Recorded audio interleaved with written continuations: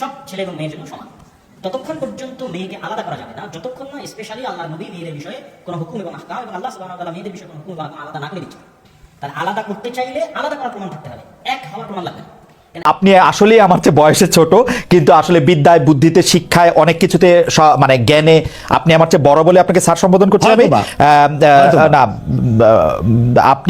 আপনি বলেছেন যে মসজিদে গিয়ে নারীদের জন্য বা মহিলাদের জন্য জামাতে নামাজ আদায় করা মাকরু, কিন্তু আমি আপনার এই বক্তব্যটার পরিপ্রেক্ষিতে আমি দেখতে পাচ্ছি যে এটা তো বরং মাকরু নয়, কেউ কেউ এটাকে মুস্তাহাব বা এনকারেজ বলতে চান। অনেকে উদাহরণ দিচ্ছেন আয়েশা, যিনি প্রফেটের স্ত্রী ছিলেন, রাদিয়াল্লাহু আনহা, হ্যাঁ আয়েশা রাদিয়াল্লাহু আনহা, উনি ইমামতি করে মেয়েদের নামাজ পড়িয়েছেন, এবং যে জায়গায় আপনি এটা মুকরু বলছেন ওই জায়গায় কেউ মুস্তাহাব বলতে গিয়ে আপনার বক্তব্যের বিরোধিতা করছেন। এটা নিয়ে আপনি যদি আমাদের একটু এটা আমি চ্যালেঞ্জ করছি, ওপেন চ্যালেঞ্জ। আম্মা জান আয়েশা রাদিয়াল্লাহু তাআলা আনহা কখনো ইমামতি করেননি, বরং জাকওয়ান ইমামতি করেছিল, পিছনে তিনি নামাজ পড়েছিলেন। সেটা ফরজ নামাজ ছিল না, তারাবিয়ার নামাজ। আপনাকে যে তথ্য দিয়েছে সে ভুল তথ্য দিয়েছে। ওকে, সেটা মেয়েদের নামাজ পড়াটা মুস্তাহাব কিনা? এক দ্বিতীয় হচ্ছে আল্লাহর হাবিব সাল্লাল্লাহু আলাইহি ওয়াসাল্লামের নূরের জামানায় মসজিদ নববীতে মহিলাদেরকে এলাও করা হতো, তারা নামাজে আসতেন। কিন্তু আল্লাহর হাবিব সাল্লাল্লাহু আলাইহি ওয়াসাল্লাম মহিলাদেরকে নিরুৎসাহিত করেছিলেন, নিষেধ করেন নাই। কারণ মহিলাদেরও দিন শেখা বাকি ছিল এবং আল্লাহর হাবিব সাল্লাল্লাহু আলাইহি ওয়াসাল্লামের কাছে ওহী আসতো, সেজন্য মহিলাদের নিষেধ করা হতো না, তারা মসজিদে আসতেন। হযরত ওমর রাদিয়াল্লাহু তাআলা আনহু তার খেলাফতের সময় বলেছেন মহিলাদের জন্য ঘরেই নামাজ পড়াটা উত্তম। তখন প্রচুর পরিমাণ সাহাবী উপস্থিত ছিলেন, তারা হযরত ওমরের এই কাজে কেউ বাধা দেননি। সেজন্য মহিলাদের মসজিদে আসাটা হারাম নয়, মাকরু বলা হয়েছে জামাতে আসা। কারণ আম্মাজান আয়েশা রাদিয়াল্লাহু তাআলা আনহা নিজেও বলেছিলেন যে বর্তমানে মানে ১৫০০ বছর আগেই আম্মাজান আয়েশা বলেছেন যে এখন মহিলাদের মসজিদে না আসাই উচিত ফিতনার এই সময়।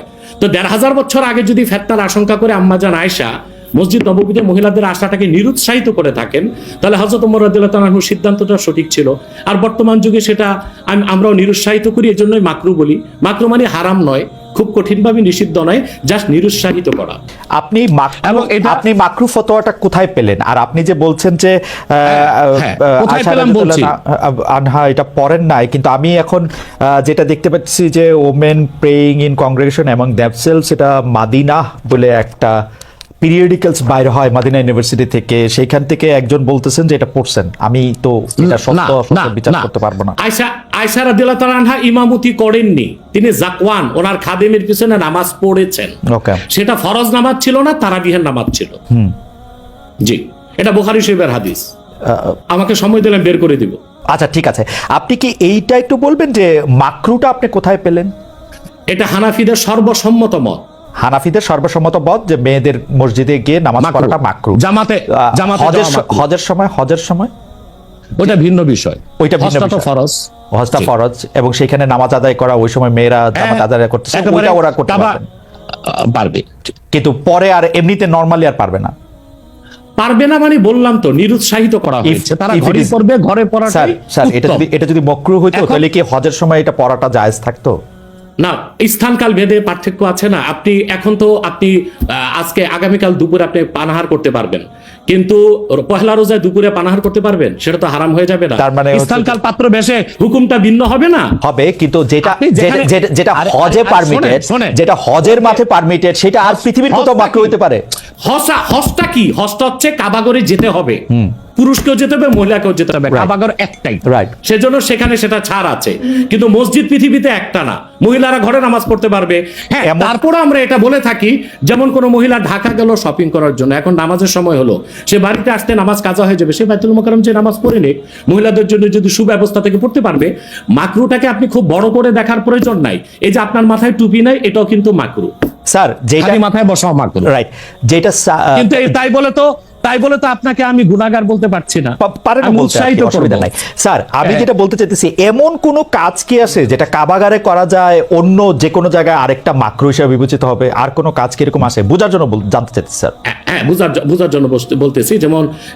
যেমন কাবাগরে উপস্থিত হলে অজু অবস্থায় যেতে হবে, অন্য কোনো জায়গায় গেলে অজু অবস্থা লাগবে না। কেউ যদি হজ করতে ইহরাম বাঁধে, স্ত্রীর সহবাস তার জন্য হারাম যতদিন যেটা কাবাগরে করা যায় সেটা অন্য কোথাও হারাম আছে কিনা? কাবাগর, হ্যাঁ হারাম আছে। যেমন কাবাগর তোয়াফ করা হচ্ছে ফরজ, হজের একটা ফরজ, কিন্তু পৃথিবীর অন্য কোনো ঘর কোনো জায়গায় তোয়াফ করা যায় না। সেখানে যেটা যে অন্য জায়গায় যায় না।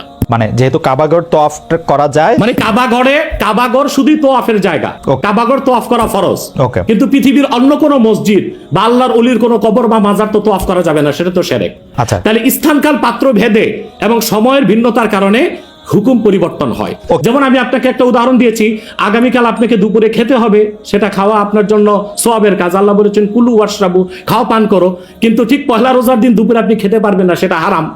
অথবা মাকরুর বিষয়টাও স্থানকাল পাত্র ভেদে তো পরিবর্তন হবে। লাস্ট কোশ্চেন এই সিরিজে জাস্ট বোঝার জন্য, আমাদের অনেক দর্শক জানাচ্ছেন যে সৌদি আরব সহ ইসলামী বিশ্বের অনেক দুনিয়ায় মেয়েদের জামাতে নামাজ পড়ার ব্যবস্থা মসজিদে আছে, তাহলে সেই ব্যাপারটা কি মাকরুহ কিনা এবং তাদের শরিয়া বোর্ড সেইটাকে আসলে পরীক্ষা করছে কিনা? আবার বলেন তো প্রশ্নটা। এমন অনেক মুসলিম দেশ আছে সৌদি আরব সহ, আরব দেশ সহ, যেখানে জামাতে মেয়েদের নামাজ পড়ার ব্যবস্থা আছে। বিশেষ করে রমজানের সময় তো তারাবির নামাজের ক্ষেত্রে মেয়েরা অনেকেই যান। তো সেই ক্ষেত্রে তারা এই মাকরুর ব্যাপারটা অবগত কিনা, তাদের শরিয়া ব্যাপারটার দিকে নজর রাখছে কিনা? আপনি হয়তো বা ভুলে গেছেন আমার উত্তরটা। হানাফি মাযহাব মতে মাকরু। আমরা যেহেতু মাযহাব হানাফি মানি, এই জন্য মাকরু। কিন্তু সৌদি আরবে হানাফি মাযহাব না, হাম্বলি মাযহাব, সেখানে মাকরু না। আচ্ছা, মানে হানাফি মাযহাব মতে মাকরুহ। ওকে, আমি পরের আপনার বক্তব্যটা নিশ্চয়ই অন্য আলেমরাও শুনেছেন, তারা তাদের মতো করে তারা ব্যাপারটা বিবেচনা করে দেখবেন। আমরা এটা শুনলাম। এইবার নেক্সট প্রসঙ্গে বা প্রশ্নে আসি। আপনাকে নারীদের নামাজের ব্যাপারে একটা হাদিস শোনায় দিচ্ছি। জি। সহিহ মুসলিম। জি। সহিহ মুসলিম। জি। হাদিস নাম্বার 1027। আন আমরাতা বিনতে আব্দুর রহমান আন্নাহা আখবারাতহু আন্না আয়েশাতা যাওজান নবী সাল্লাল্লাহু আলাইহি ওয়াসাল্লাম ক্বালাত লাউ আদরাকা রাসূলুল্লাহ সাল্লাল্লাহু আলাইহি ওয়াসাল্লাম মা আদরাকান নিসাউ লামানাআহুন্নাল মাসজিদা। পরিষ্কার সহিহ মুসলিমের হাদিস। হযরত আমরা বিনতে আব্দুর রহমান বলেন, রাসূল সাল্লাল্লাহু আলাইহি ওয়াসাল্লামের সহধর্মিণী আল্লাহর হাবিব সাল্লাল্লাহু আলাইহি ওয়াসাল্লামের স্ত্রী আম্মাজান আয়েশা রাদিয়াল্লাহু তাআলা আনহা, যার কথা বলেছেন তিনি নামাজ পড়েছেন, উনি বলেছেন যে বর্তমানে মহিলাদের এখনকার অবস্থা যদি আল্লাহর হাবিব সাল্লাল্লাহু আলাইহি ওয়াসাল্লাম দেখতেন, তাহলে তাদেরকে মসজিদে আসতে নিষেধ করতেন। সহিহ মুসলিম হাদিস নাম্বার 1027। আপনি সেই স্কলারদেরকে বলেন এই হাদিসটার জবাব আমাকে দিতে। ওকে, তার মানে আমি শেষ করি।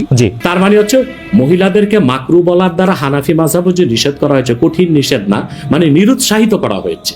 ওকে, ঠিক আছে, এটা